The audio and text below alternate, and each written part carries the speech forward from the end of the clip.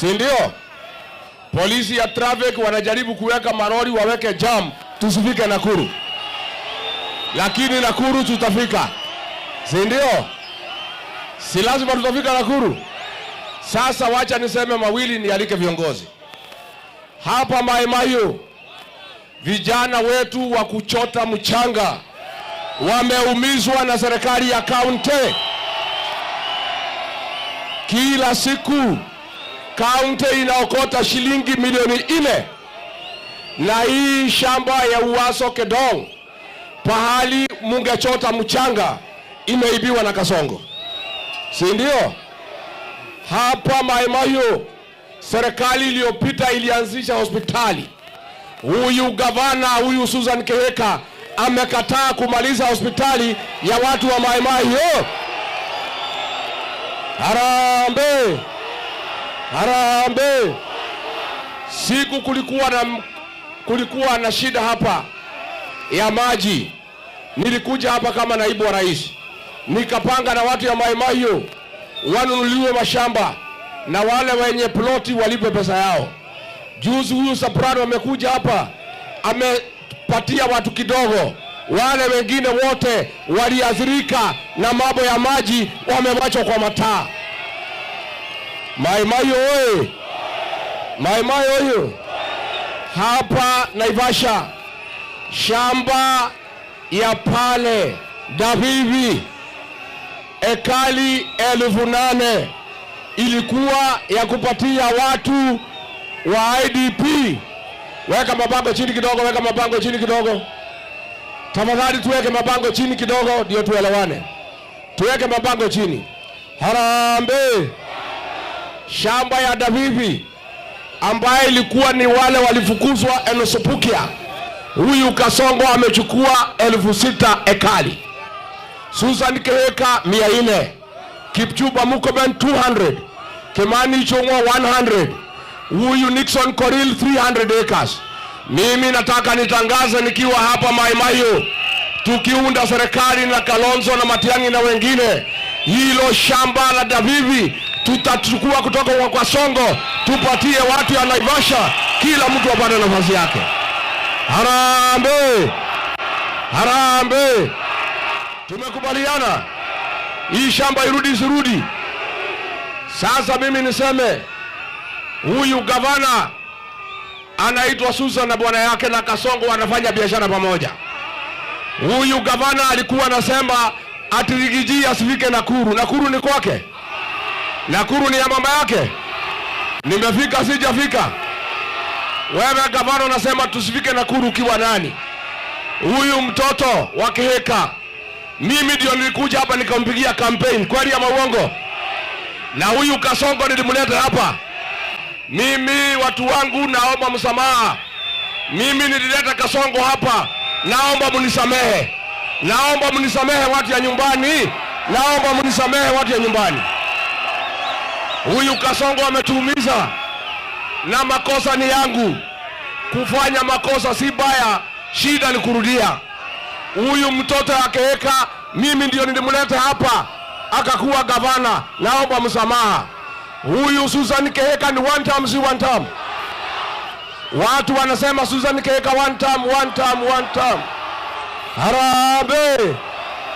Niguadwa ito ainuke kada kainuke mware wake kana ni ndamurehire guku ngemwarereria kuri andu aitu manyithanite na muthuri wake na Kasongo makaria na Ikuru bakanina mugunda wa Davivi baroya wothe andu aitu maratigwo matari kindu ararega gwakira andu a Mai Mahiu thibitari nigetha mone uru. Ainuke kada kainuke, ainuke kada kainuke. Ndirenda tuiguithanie gavana uria guthurwo na Ikuru ni wake amakiriku, ni wake amakiriku. Mubunge wa Naivasha ni wake amakiriku, MCA wa Mai Mahiu ni wake amakiriku. Hata huyu seneta wa Nakuru huyu Tavitha Keroche one term, si one term. One term, si one term. Hata yule mama county anaitwa Chelule aende asiende? Hiyo watu yote tufagie, tusafishe Nakuru ikae sawa sawa. Harambee! Harambee! nataka nichukue nafasi hii nimkaribishe kiongozi wetu Captain Mithika Linturi.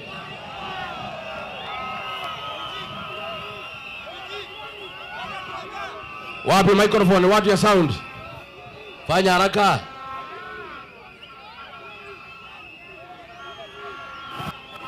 Asante sana kiongozi wetu Andrew Amaemayo.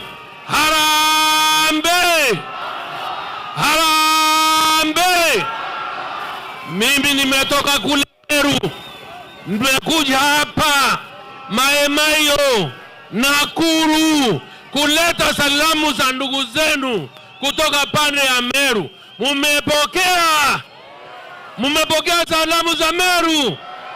Na sisi nimekuja pia kuangalia, kuweza kusikiza, nijue hapa Maemayo, nijue hapa Nakuru, vile sisi Meru tukaamua tukasema lazima Kasongo awe one term president.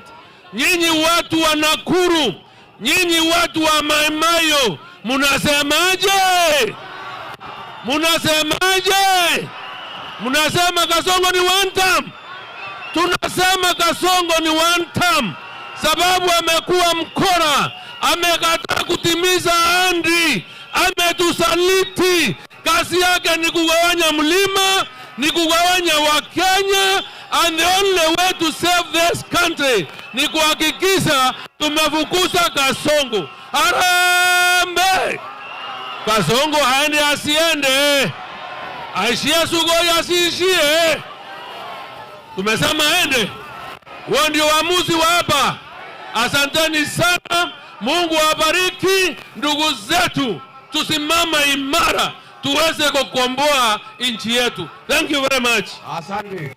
Naomba wale wafuasi wa aspirants mkuwe na nidhamu. Mukileta kelele, huyu mna support hata ongea kwa hii mkutano. Tumeelewana? Hii ni mkutano yangu. Musilete mchezo katika mkutano. Hata kama mnaunga mtu mkono, mungoje, tutampatia nafasi. Lazima tusikize viongozi wa kitaifa, si ndio? Negu watu waitu. Tafadhali naomba tukuwe na nidhamu. Tuweke mabango chini ndio viongozi principals waweze kuona wanaongea na nani. Wale wako pale waweke hiyo mabango chini. Weka hiyo mabango chini. Hao viongozi wa kitaifa wanataka waone wakiongea na wananchi. Na mimi naomba kwa hii siasa tunaendelea, wale aspirants watakosa nidhamu, watakuwa na matatizo. So that mkutano yetu iwe mkutano ya maana.